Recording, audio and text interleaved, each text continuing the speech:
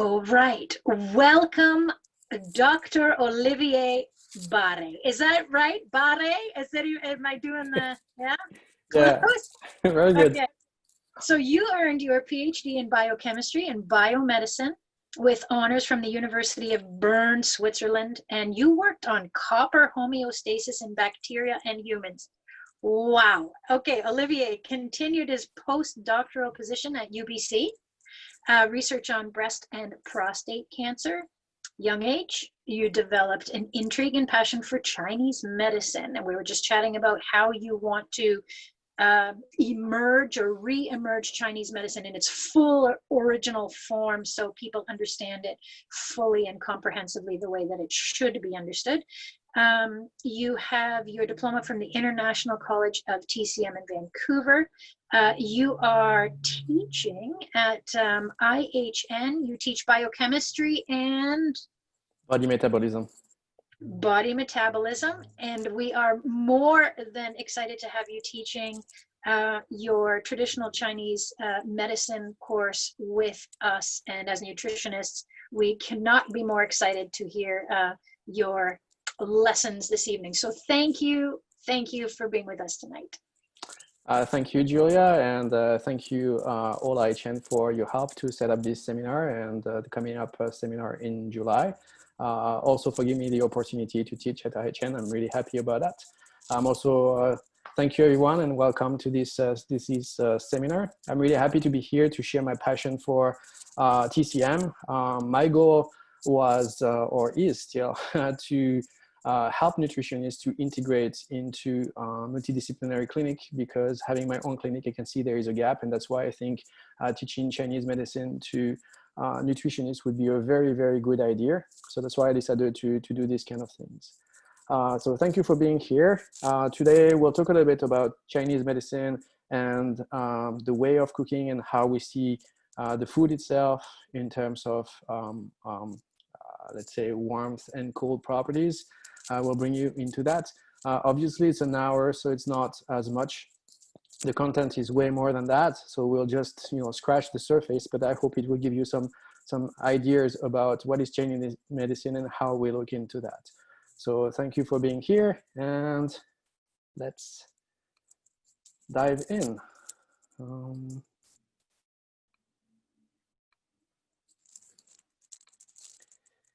There we go. Perfect. So, as you have heard, and thank you for the introduction, Julia, my name is Olivier. I'm a Chinese medicine doctor, as well as a biochemist. And today we'll talk about how the cooking methods can change the food properties. Now, before we start talking about this, I just wanted to give you a bit more some overview about myself, because I think it's important to know what's my background and what's my experience, and then dive into the subject.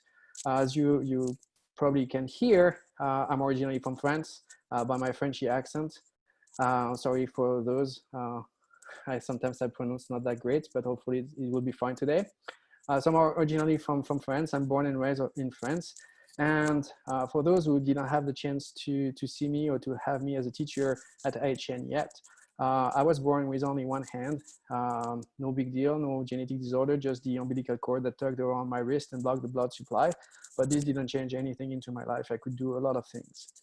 And then I decided I was interested about medicine and Western science. And then I moved from France after my master in France. I moved to Switzerland to learn about biochemistry and biomedicine and do my PhD over there. So the country of chocolate and cheese. I was in Bern. And as Julia mentioned, I think I will go over this. I was studying copper homeostasis in bacteria. But at the same time, I was working into a rare disease called Wilson disease that touched 1 person over 30,000. And the problem with Wilson disease, it's a genetic disorder that mutates one of the transporter of the copper in your liver. So the copper can go in, but cannot get out. So your liver becomes like fibrotic, then cirrhotic. And then you get tons of problems like muscle spasms or kind of like dementia symptoms. And it's very difficult to diagnose this disease because when it comes to dementia symptoms, people think automatically about Alzheimer's disease or dementia, but they don't think about Wilson. And usually this disease comes up really late in life. So there was no like easy test. There was no blood test to test for it. So that's what I did. I found a way to take a blood sample and to analyze it and to identify the Wilson disease. So because of that, I got awarded a fellowship from Switzerland, and then I moved from Switzerland to beautiful Vancouver, where I moved from copper and work on breast and prostate, breast cancer and prostate cancer. The goal of the research was to identify the genetic expression of proteases in a different tumor, so from a primary tumor to metastasis. After 1 year financed by Switzerland, I got a really hot topic, and then Canada was really happy with my research and financed me for 2 more years. So I got the CHR from Canada to do 2 more years. And then after 3 years, I got sick. So because I got sick, and I was also a little bit tired being in the lab, because it's fun. It's like cooking all the time, but at the end of the day, it's very lonely. So because of that, I decided to change my career. And since I've been getting acupuncture and Chinese medicine when I was younger, since I'm 8, for digestive disorder, and it worked really well on me, I was like, well, that would be the great idea now to go back and to learn how does that work. So I went back to school here in Vancouver and learned about Chinese medicine. Then I went to China twice. The first time to learn more about Trina. Trina is a mix between chiro, physio, and massage. And then the second time I went for acupuncture specifically, and a little bit of ear, nose, and throat. Then I came back to Vancouver and started working in different clinics. And fortunately, 4 years ago, I was able to open my own clinic downtown Vancouver called One Hand Acupuncturist. And now everybody knows why it's called One Hand Acupuncturist. It does make totally sense, right? It's exactly me. And I've been also able to teach at IHN since almost 3 years now. So that's actually really, really good. But maybe some of you guys have seen me before, because I'm fortunate enough to have a very famous twin brother. Any ideas about this? No? No? Okay, here it is. So all jokes apart, just move on a little bit about the subject of the night, which is the traditional Chinese medicine and the cooking methods. First, before we start on the TCM, I wanted to go back a little bit about what we know in terms of Western medicine. There are a lot of things here we'll see that might be a bit disruptive a little bit.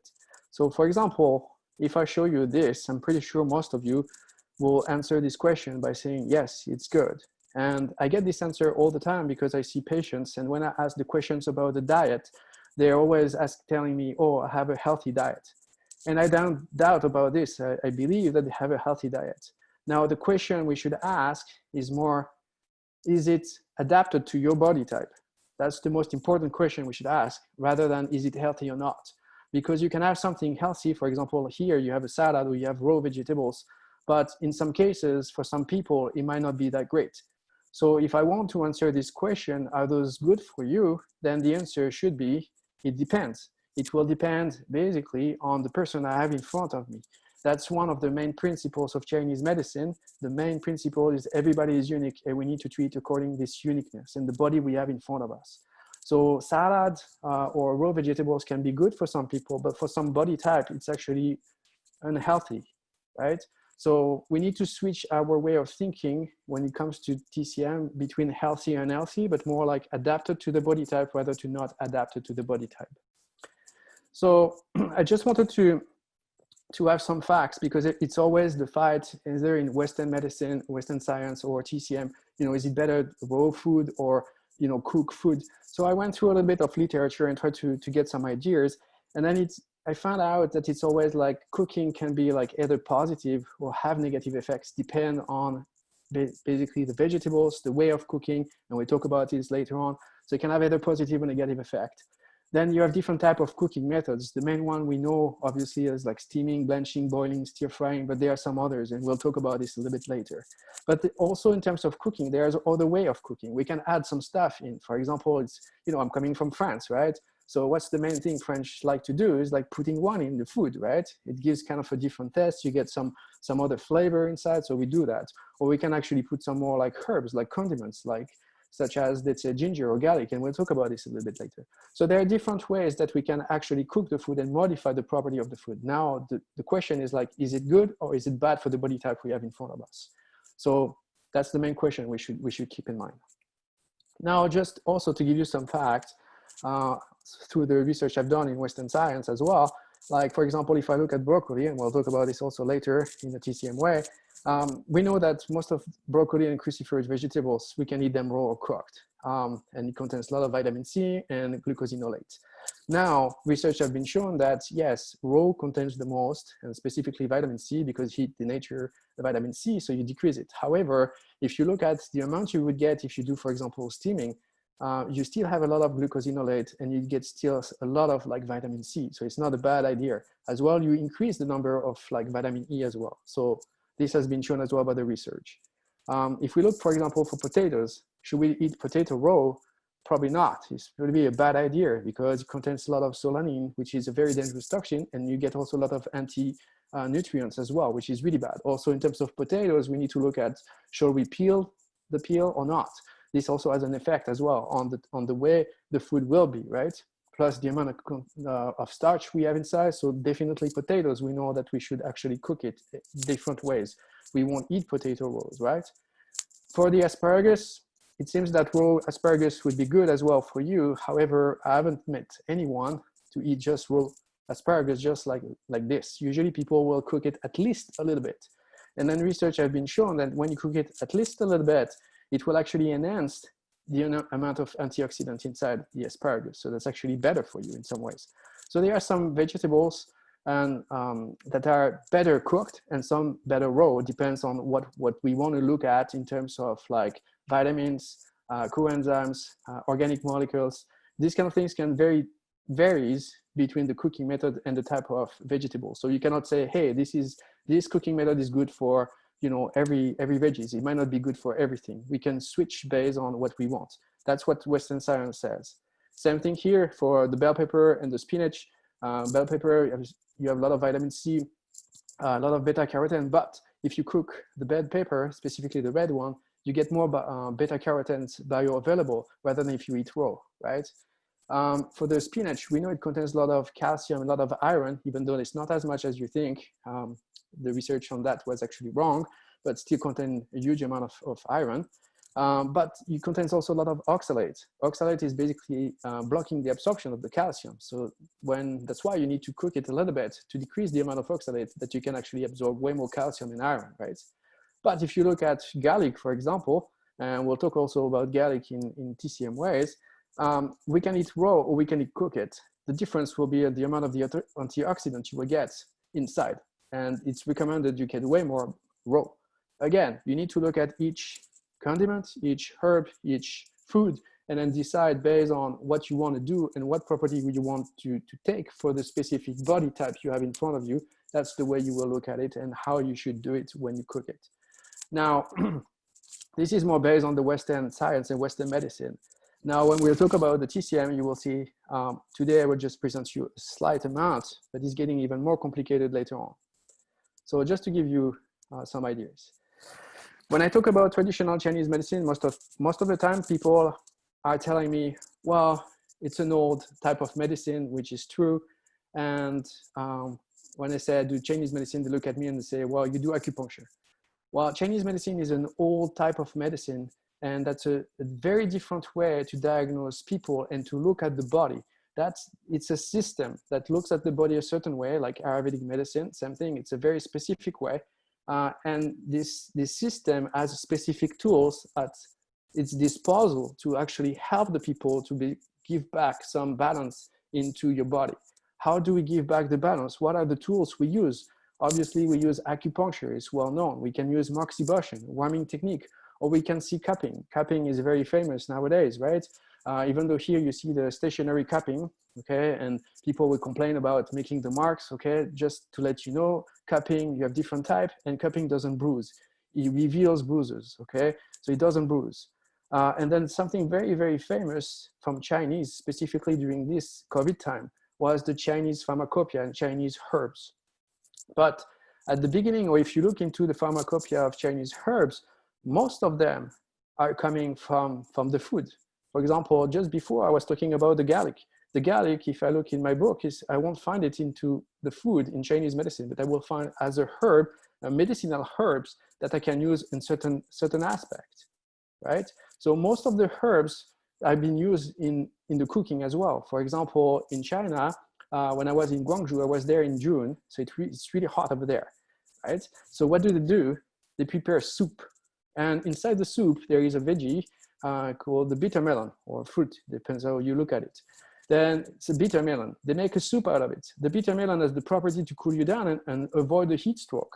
But I still eat a soup which is warm. People would say, well, why would I eat a soup containing the bitter melon, right?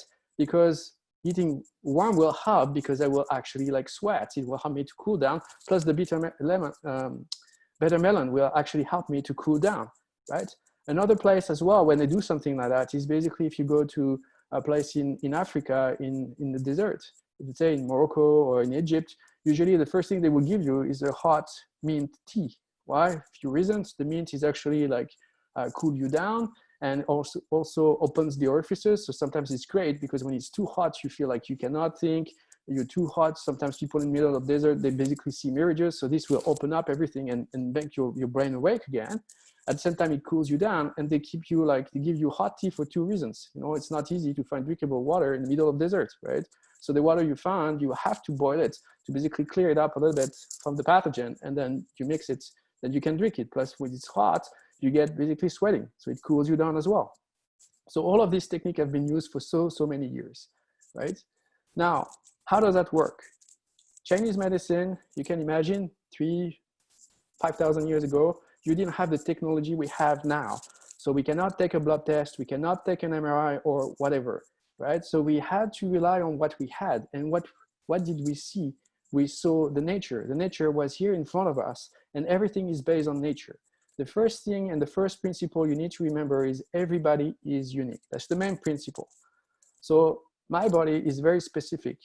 My DNA is very specific. It's coming from both of my parents. Then I also grew up in France. And then during this time, I was in contact with different air, different water, different food. I had also some childhood disease. Then I moved as well, you know, in Switzerland and then in Canada. So that makes all of these experiences very unique compared to someone who would be also coming from France, then living in a different town as me. Because of this experience in Switzerland and Vancouver, then it would be still different. So how do you want to treat someone like me versus someone else who's coming exactly from France but didn't have the same way? You cannot. You have to make something personal in terms of medicine, in terms of nutrition, and in terms of exercise. It has to be adapted to the body you have in front of you. The second thing you need to remember is in Chinese medicine, we target the root of the problem. So most of the time, we'll look at, Western medicine will look most likely at the branches. You try to make the branches green again, but they don't look really at the deepest problem you have in the root. You can make your leaves green again, but if the roots are dead, then sooner or later your tree is dead and nothing will happen, right? So what you want to do, you want to make the branches and the leaves green again, but you want to make sure that your roots are healthy. And that's what we do. When we do our consultation and when we do our diagnosis, we go to the root of the problem, that we will try to tackle it and decrease as much as possible. Sometimes it's possible to get rid of it properly, sometimes it's not, but we can decrease the recurrency or the frequency of the disease, okay? But that's the idea, we go to the root of the problem. That's what you want to tackle the most. Now, how did we do that? Well, we rely on two theories. Unfortunately, today I will be able to talk only about one, which is the yin and the yang. I think most people are familiar with the Tai Chi symbol. And I must say, the more I'm talking about the yin and the yang, the more I'm learning about it, the more amazed I am. So first, you need to look at the symbol. The Tai Chi symbol, this cycle here, it's really amazing. 3,000 years ago, you can imagine, what was the first cycle they were looking at? Basically, the day and the night. And they could see it was continuously day and night, day and night. That's why it's kind of a cycle, right? Now, the fact that it's also a cycle, that's a reference to something else, which is also something we have in the symbol of the Institute of Holistic Nutrition, which is the sun. The sun is round, we represent it round. So it means that it's linked to the sun. So first at the beginning, when they decided to see what's the yin, what's the yang, they were looking at the sun and then see how the sun will actually enlight a heel. So when you have a heel and then the sun basically throw into the heel, what happens? You will have one side which is covered of sunlight, And the other side will be basically the dark because it's basically blocked by the rest of the here, right? So you will have two sides, one light, one dark. So everything which is light and everything the sun is actually enlightening, that's what we call the yang. And everything which is dark and which is not enlightened by the sun would be the yin. So if I look at dark and light, right, you can say something else as well. What's also what brings the sun? It brings warmth, right? So everything which is like enlightened by the sun, it's warm. But everything which is not enlightened by the sun, it's more cold. So every time I talk about the yin and the yang, the first thing I always tell my patients is that the yang is your warming system and the yin is your cooling system. Now you can see, because the sun and light, the here, you will always have, they are opposite. Okay, you have one side which is light, one side is dark, so they are opposite. Now the other thing is like, I cannot have one without the other. So if the sun and light, the here, automatically I will have one side yang, one side yin. It's automatic. Let's say if I look at my body, and before, to basically know which part is yang and which part is yin of my body, they were looking how the sun is enlightening my body. Most of the time, at the time, people were actually working on earth and planting or cultivating. So basically their front was like more covered, but the back was more exposed to the sunlight. So it means that the back is more yang and then the front is more yin. Now, if I look at the concept of yin and yang, can I have only my back? No. Can I have only my front? No. I always, if I have a back, I always have a front. I always have to have it. So they are interdependent. One cannot exist without the others. Now, if you look at the cycle as well, when you look at the day and the night cycles, what happens? It starts, you know, the sun comes up, rise, and then it goes progressively, the intensity of the sun gets more and more and more till 12 o'clock. And then from 12 o'clock, it goes down slowly, slowly, slowly, slowly. So what does that mean? That means that we don't have a 50-50% of like light and 50% of darkness. It's like slowly going to a maximum and slowly going into a minimum. So that means that they will always have a little bit of yin inside the yang and always a little bit of yang inside the yin. It's never 100% one, 100% the other. That's why it's not a balance. And that's the idea of this cycle. It's so amazing. It goes, just keep going this way. This also, you can get this idea of the yin and the yang as well with the cell in terms of like biology. It's exactly the same, right? The yin and the yang will show you that everything will be like as well. If one is too high, then the one will be too low. And then basically at one point, you will try to reestablish the kind of a balance. It's never an equilibrium. It's always a little bit like this. It's never an equilibrium, never. It's always like this, okay? So if I modify my yang, I give too much yang to my body, what happens? Somehow it will be like accumulated and be transformed into my yin sooner or later. Or if I don't have enough yang, for example, can I use part of my yin because everything goes into the other one to make it into yang? Totally, I can do that, right? So everything is linked together and it's continuously a cycle. It keeps going. That's the beauty of it. So just remember, you know, they are opposites, interdependent. They consume each other and they transform into each other. Now the other concept is like yang, warming system, yin, cooling system, okay? Now that means that I can apply this concept, yin and yang, to everything we have here on Earth. That means for us, or for you guys as a nutritionist, food.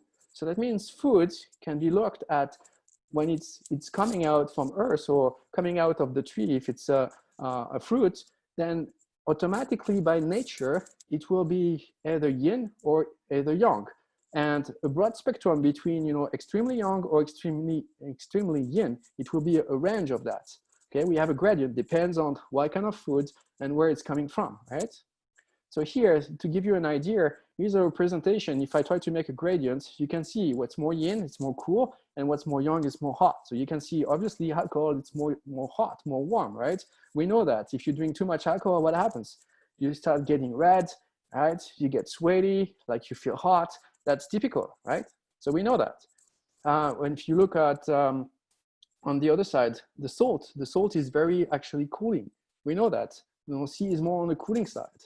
Some other things like green tea or poultry, they are different yin and yang. And you can see between, let's say, alcohol and salt, you have a gradient of like things. This is non-exhaustive. This is just a little little list, but just to give you an idea that there is a gradient. But it means that every fruit, every beverages, every veggies, every meat, every seafood, everything is either yin or yang, or partially yin or partially yang. It tends to have a tendency to be in one way or another. So in general, you can say that every food or fruit or beverages can be either cold, cool, neutral, warm, or hot. That's the 5 intrinsic thermal properties of the food and beverages.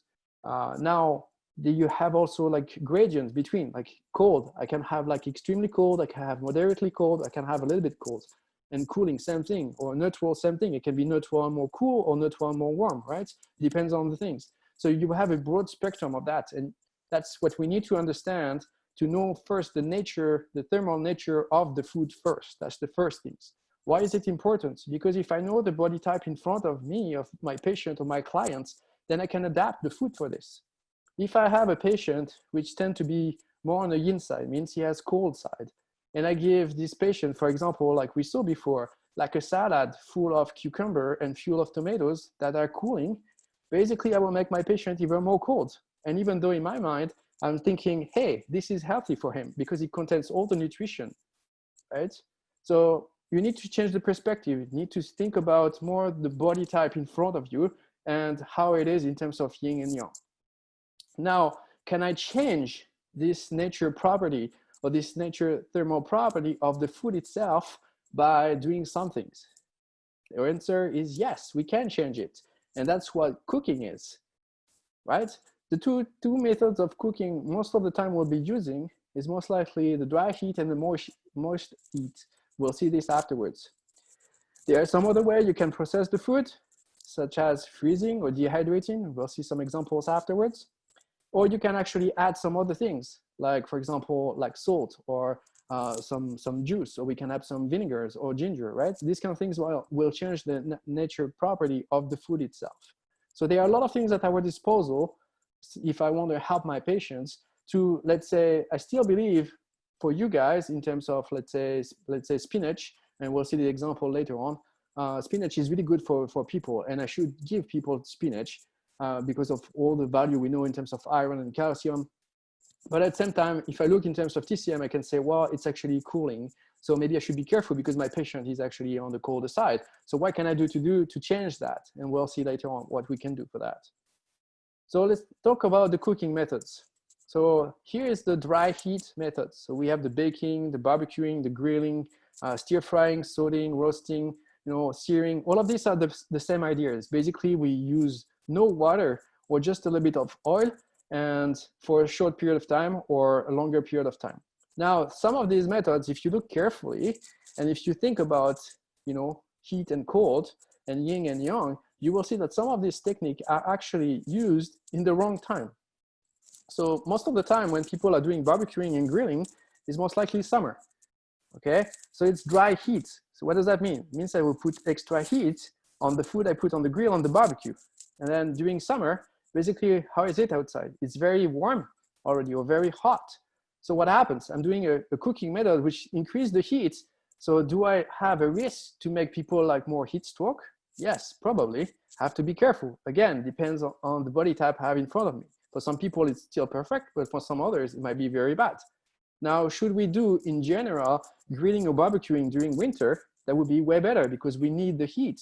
Yes, we should, but actually that's not what we do. We think about barbecue and beaches, which is actually not really great in terms of like heat and cold, right?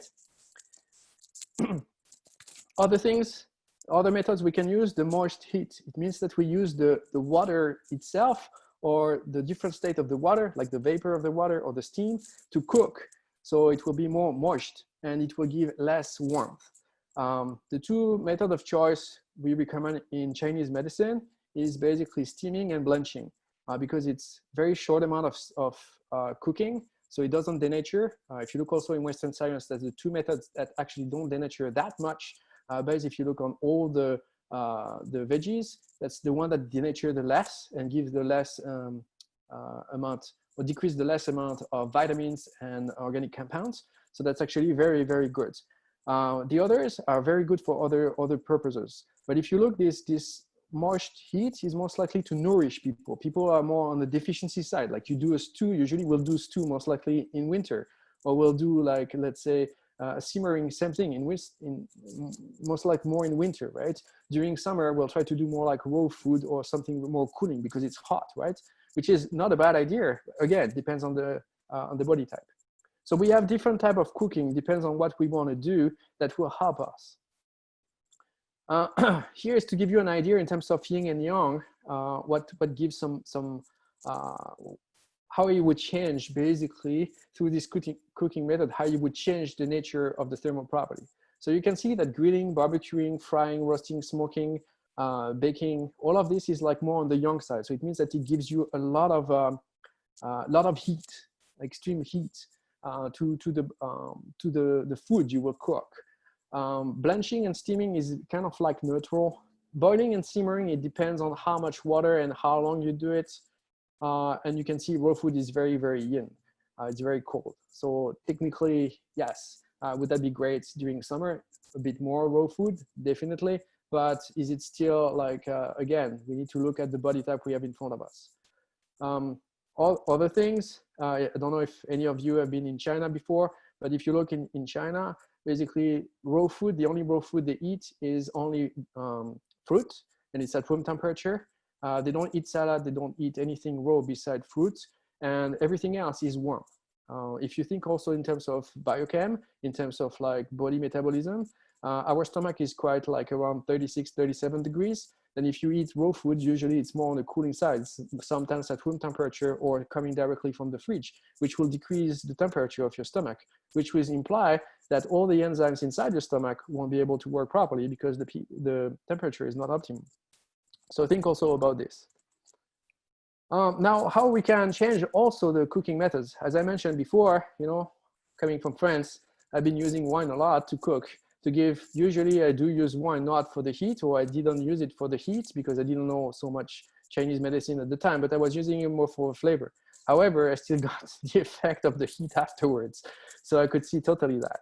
But we can use that. You can add a little bit of wine inside your cooking. This will raise up and make the temperature and the nature of the food that was cooling to bring it up. Ginger and garlic, very famous in the Chinese cuisine for a few reasons. Ginger and garlic are warming. So then they always slice a little bit of ginger and garlic inside the oil, when they want to pan fry, to warm up and to make the oil a bit more gingery and garlicky. This will help to bring more heat. Let's say if I put something cold, like let's say spinach, or if I could like, let's say lettuce, or if I would use like broccoli, this would help to bring the warmth because they are more cooling. So it will bring up the warmth. So that would be easier for digesting. We do believe when we have a stomach problem, it's not, we don't think about bacteria or virus or things like that. We think about heat and cold again. So usually for us, if you had stomach problem, it's most likely like cold inside the stomach. So by adding ginger and garlic, this will help to warm you up. So then your stomach is warming up properly. So you can avoid having a stomach problem. Also, there is another reason. I cannot talk too much because it would have to give you some more things, and it would take more than 1 hour. But it's also for the absorption of the food as well. We need the warmth to absorb the food properly based on the Chinese medicine. There are some other techniques. For example, using honey, we use a lot as well in Chinese medicine. This is more for it's more neutral, and it's more for moisturizing. So someone is a bit more like on the dry side, adding a little bit honey while you're cooking will actually make the body a bit more moist. So that's actually good. And vinegars, you can use different type of vinegars. Obviously, the different vinegars will have different properties. But the idea is like vinegar is more sour. This is good for people that are very stressed. It will help to cool, like stress it down a little bit. So we can use it for that because it's more astringent and more sour. So we can use different things. This is non-exhaustive list. You have so many things. We'll see some examples afterwards, but let's give you some ideas. Another way of cooking methods, we can dehydrate. This is more like we make it more concentrated, so that's good for people who are a bit more deficient. It's not as much heat, and it's not moist that much. We remove the water, so it's not moist, but you concentrate everything. It's for people who are more like on the deficiency side. So let's say older people or people recovering from illnesses. So that's how you can do this. It's more moist and not too much warmth. Freezing, the fact that you freeze the food will definitely bring some more coldness inside the food. Even though you thaw it afterwards and you cook it, it will be like bringing way more cold inside. Now there are two other types, fermenting and pickling. This will bring you more cooling and more moisturizing as well, because of the water we use as well. So you can see we have different aspects, and this will definitely impact the quality of the food and the natural thermal property of the food itself based on these methods. Let's talk about examples. I talk about the spinach because I think, you know, it's very, very famous. We know that let's say if you look at the Western science and Western medicine about spinach, you will see they will give you like the benefits. They will tell you for what is good, what is bad, what kind of vitamins, what kind of cofactors, what kind of organic compounds you have inside, or what is it good for? Is it good for, like, you know, anti-cancer, benefit the eyes, or things like that, right? In Chinese medicine, when we look at herbs or we look at veggies, for example, here, we'll look totally differently. We'll look at first at the thermal property. Is it cool? Is it cold? Is it neutral? Is it warm or is it hot? This is very important to us. The second thing we look at is the flavor. Is it like salty? Is it sweet? Is it sour? Is it bitter? Is it pungent? Well, that's important for us. We can, yeah, we'll talk later on. We look also at the organ network. So it means that this food will enter, once it's absorbed by the body, will go to specifically some organs and target these organs specifically and these meridians. For those who are not familiar with Chinese medicine, meridians are channels along our bodies where the life energy called qi is running, and it's connected automatically to one of the organs. So it could be the liver, it could be the spleen, it could be the lung, it could be the kidneys, any organs, right? And any organs has a meridian, and that's basically in these meridians that we'll put the acupuncture needles to regulate the amount of life energy or qi inside these meridians. Either will increase the qi or will decrease the qi based on the condition of the patient. Now we also look at the therapeutic action of the food. You know, what does that do for us? But it will tell you these things in terms of Chinese medicine, not in terms of Western medicine. So you will hear something like moisten the dryness, or ease bowel movement, or nurtures the liver.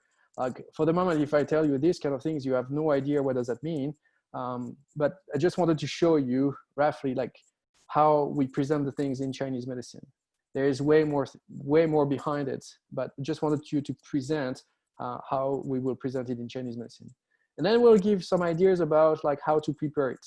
And it's always non-exhaustive. This will be, we just give you some ideas because some type of cooking might not be suitable for certain food. So that's why we let them know, but can you do something else, or can you add something else?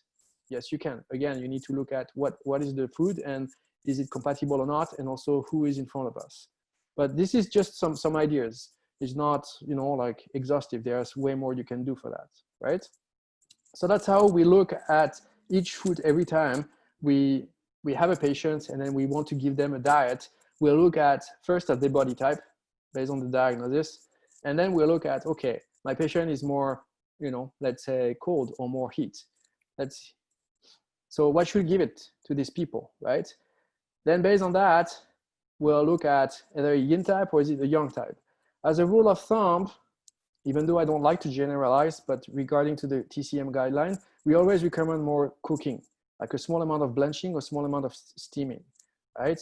But again, we will modify it based on the person we have in front of us. So if I have a person who is more like a yin type, it means that the person is more on the cold side. Remember, the yin side is basically where the sun doesn't enlight the side of the heel, right? So it's dark, so then it's colder, right?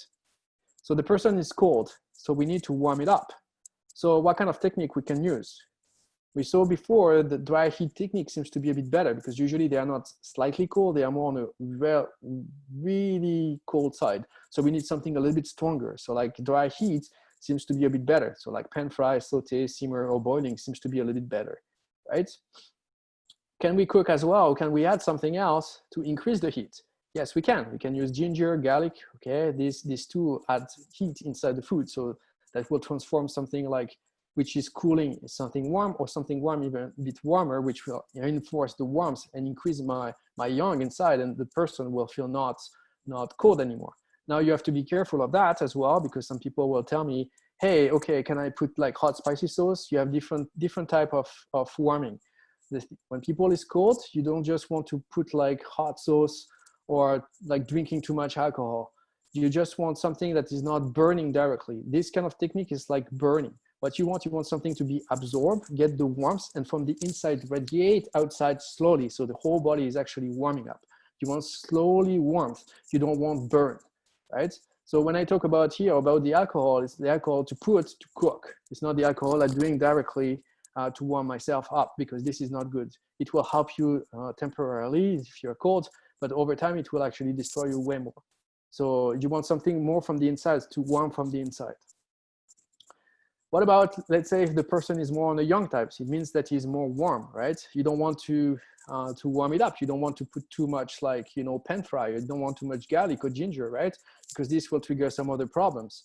So the best way would be like, we need to cool it off.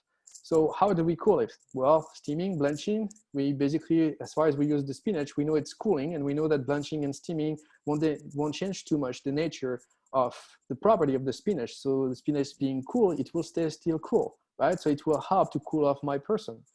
Can I eat also raw? Well, if the person is extremely right, yes, you can, because you can use this extreme heat to actually help to digest better, right? So that's not a bad idea. So that's why, again, you need to know exactly who is in front of you. And based on that, you can actually decide what is the best food I can give them, what best cooking method I can use. Another one, broccoli is very famous. We know broccoli, a lot of vitamin C, a lot of vitamin E, right? Very good for your body. If I look in terms of Chinese medicine here, that's how we look at it. Let's say we say, okay, the thermal property of the broccoli is cooling, okay? And it will go into the digestive system, and it will cool down the liver and cool down the blood. And we can use different type of way to prepare it, right? Now, what is the best way to cook a broccoli in general for people? Even Western science said it. I can send you the paper if you want to. The best way of cooking is most likely steaming. And second one is blanching. That's where you get the less amount of losses in terms of like vitamin C, vitamin E, and organic compounds. So that's actually like really shown. That's really interesting. So in general, you know, steaming is one of the best way to cook the broccoli. What is the best way to cook the broccoli if a person is cold? So you have different ways you could use. You could use, let's say, steaming. You could use blanching as well. It's not too much warming, but still on the warmer side rather than cooling, right? Stir frying, baking, boiling. You could still simmer. If you want to do a soup, you can as well. A stew as well, right? Baking as well. So a lot of this technique will bring more warmth into the broccoli. So that's actually pretty good if my person is cold. What about how can I transform my broccoli to make it warmer? Well, I can cook it with ginger, garlic, alcohol, but I can also cook it with something else. Any ideas? Okay. You could add some rosemary. Rosemary is it's really good. Usually you can just put a little bit on top of it. If you look at the property, rosemary is warming. It will also help the digestion, and you can just put it on top of your broccoli, or let's say if you steam it, you can put it inside when you steam it, or you can put it inside the water if you blanch it. So this will change, it will warm up basically the broccoli and help you to digest way better. Another way, you could also use thyme. Thyme, same thing, very warming, also helping for digestion. You can just put on top of it and eat this way, or you could put on top of your broccoli while steaming, or put it in the water when you're blanching. So this will increase the warmth, right? Or if you would bake, you would put on top of this, you would extra warmth on top of, let's say, the broccoli if you would bake them. So there are different ways you can actually change the thermal property of the food, either by the cooking methods, but also by adding some other things as well. I wanted to show you this kind of things. Obviously, the list is non-exhaustive, it's just a little bit. as I mentioned, is just to scratch the surface, just to give you some ideas about it and give you some perspective on that cooking is not always a bad thing, and there are some alternatives. Now, when I talk at the beginning about Chinese medicine and introducing into the nutritionist world, my goal is not, I don't want you to basically blend both of Western and Chinese medicine together. I just want you to have this as a tool. And if you look at it, you need to look at it only in Chinese medicine way. I got many people who start learning Chinese medicine and know about it. And when it starts, in terms of cooking, they will try to say, hey, this is good for Candida, but if I look on TCM, is not good for me, or vice versa. You need to, if you decide to go on the TCM way, you need to focus and make your diagnosis and look at it only in TCM way. When I said it's a tool, let's say you try something else with your client for a specific purpose, and somehow this specific purpose is not targeted. Well, maybe it's time to say, okay, I've taken this approach. Let's try something else. What if I look at the person into a TCM way, and in TCM way, how can I help this person this way, and then focus on the TCM way. If you start blending, that's usually like, it can work, but that's what some other people are doing, and it's not the best. You don't get the best results if you do that. I would suggest you to look at it as a tool and in your repertoire, and use it as a tool itself, and do it only as a TCM. Same thing when you do Ayurvedic medicine or Ayurvedic nutrition, you should have it only as Ayurvedic and look at the body only as Ayurvedic, and then based on this, make your nutrition plan or nutrition program. But blending things together, doesn't give the best outcome for the patient. Just look at it as a tool. So I hope here I could give you some ideas about Chinese medicine. I know it's really short. As I mentioned before, it's just scratching the surface. But that's all I could do in 1 hour. I just wanted to show you that even in Western way or in Chinese medicine way, there are some overlap in terms of like cooking, and cooking is not always evil. I wanted also, the main message is like, I want you to focus on the patient and the body type in front of you. I would like you to stop thinking about healthy or unhealthy. I just want you to focus on like, is it good for the patient I have in front of me? Is it adapted to this body type? Because even if it's if it's healthy, it could be still not adapted to the body type. So I would like you to just to keep this in mind. I would be happy if you have any more questions and answer them soon. Okay. There you are. Can you hear me? Yes. Okay. Okay. Thank you for that. You obviously have a ton to share. So you want to, I know you wanted to get to as many points as you could. So that was fantastic. You obviously love what you do. How long have you been practicing the TCM? 7 years.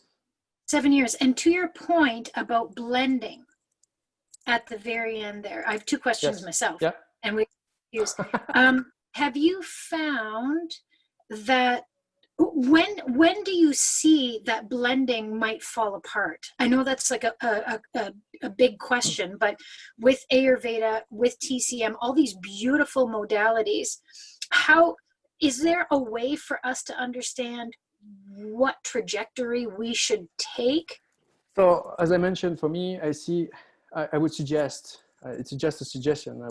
It's never, forced, but the idea is like, I see people, they recommend, for example, they would say, I see a lot, I'm sorry if I shock some people, if I say something wrong, but I've seen people in a naturopathic practice, basically taking some herbs from Ayurvedic medicine, taking it with Chinese medicine, taking with all the herbs and blending things together, because research has shown that this herb is good for this herb is good for that, and this one is good for this.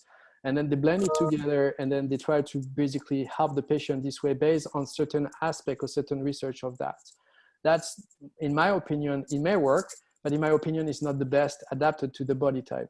So if you want to look at the Ayurvedic medicine, that's what I say, or the TCM, I say is a tool. So then you need to look at the body only in TCM or only in Ayurvedic, and then focus only on that for this time. But when I say blend, it's like you don't take something from the TCM and then add up on top of the Ayurvedic and then add up on top of something like this. It's more in this way I'm looking at it. That's why I say you need to have, that's a different tool that you can use. Let's say you try something and it didn't work, and you tried something else, it didn't work, and you're like, okay, maybe I should try this one. And then because we look at the body very differently, maybe it's the tool that was needed only by looking at it. But when you blend, it may work or it may not work. But even if it works, I do believe it doesn't give you the main results to target the root of the problem. That's more how I see it. Appreciate your time, but what you didn't tell us, which I think we'd all like to know, is a short plug on the course that's coming up. Can you give us a little bit on the syllabus? Sure.